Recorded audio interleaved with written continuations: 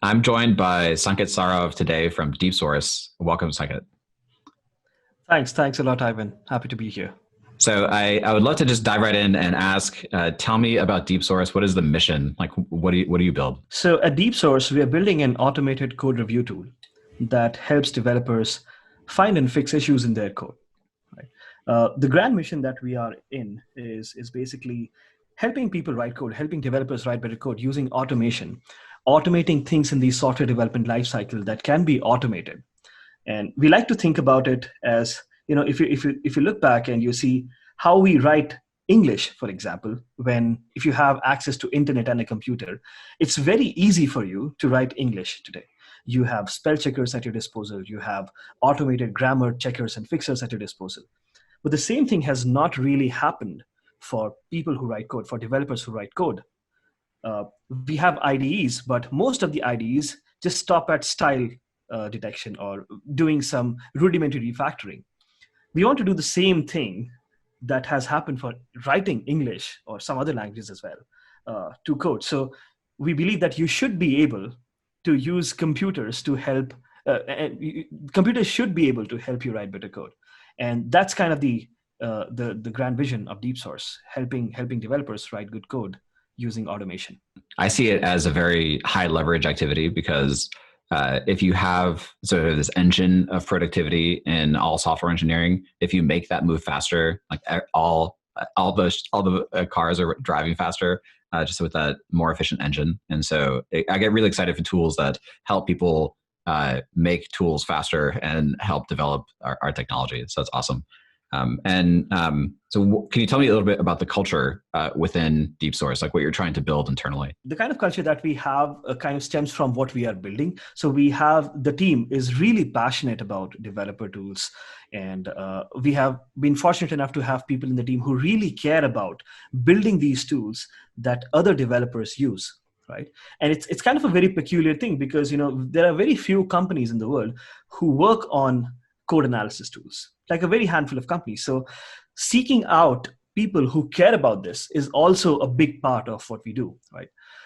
Internally, we innovate, we see how things have been done, how other tools or other companies have tried to solve the same problem, but also looking at in a fresh way that, how do developers, when they use the product, how can they use it to actually take action? So, as a culture, we have been very very much focused on the user experience. We use a lot of data. We do a lot of orchestration, telemetry, and we learn from a lot of data internally. How many issues are people fixing using deep source? Which issues are people not fixing? And what is the user behavior? So I think that is one big part of our culture that, we look at the data, we are very close to the user. We have a very active Slack group where a lot of our early users, power users are there, and we talk to them and we figure out, okay, this is the best way that we can build this, so developers use the product every day. Yeah, there's definitely this authenticity that comes from people that care about their craft and what they're trying to build. It also comes in when it comes to reaching developers. So, I mean, you're a developer facing product. And so there's authenticity that has to come there on the marketing side where developers hate being sold to. They just love the people that are actually in the trenches helping build with them. And so I understand you're looking on the marketing side. So why don't you describe what you're looking for there? Absolutely. So again, one of the things that you said is absolutely true. Developers hate being sold to. So you cannot sell a product like DeepSource, or you cannot shove it onto someone using traditional, sales tactics or marketing tactics. So yes, again, we have to be authentic. So in terms of marketing, what we basically are looking for is how do we get in front of more developers and help them see how deep source can actually help them save time when they write code. Because one of the primary things that a user or a team, a developer or an engineering team, they get out of using deep source is they save time, because at least 40 to 50% of their work that they do during code reviews is now automated using deep source, right?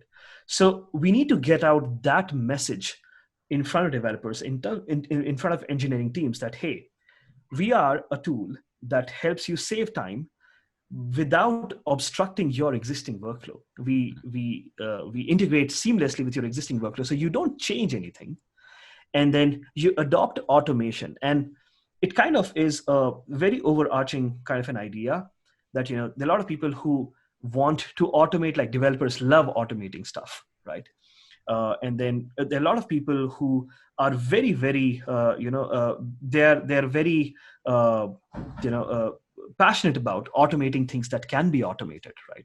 So it's very important for us to put this message out in front of developers, in front of teams, that, hey, this is a tool that helps you automate everything in your workflow that can be automated and should be automated, right? And that's what we are looking for in our marketing. We are actively working on building our marketing team.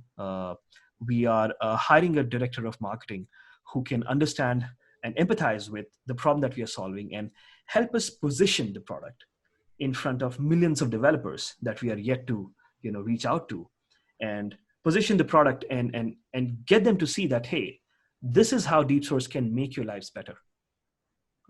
Yeah, there's an interesting combination there, because you described the culture internally as far as telemetry and looking at data, but then there's this like sincerity and authenticity that comes to the message of who you talk to. And I see this as a great opportunity, because there's definitely a lot of quantitative marketing that can happen even when you're building community, even when you are using different tools than just some ad campaign or building out leads for a sales team. Actually, that's an interesting question. Do you have a sales team, or is this all self-serve? And how would marketing relate to sort of management and different sales roles? Right.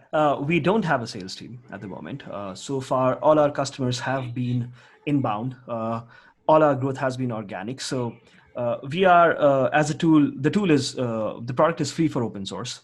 And that is the primary driver of our growth so far. So developers who work on open source projects, they sign up on DeepSource for free and start using it on their open source projects. And then most developers who also work at a company where they work on private code, if they see value on their open source code using DeepSource, they quickly switch and start using DeepSource on their private code. And that's how so far we have been able to grow so far. We actually have not spent anything on marketing as well so far, and which is where it gets interesting.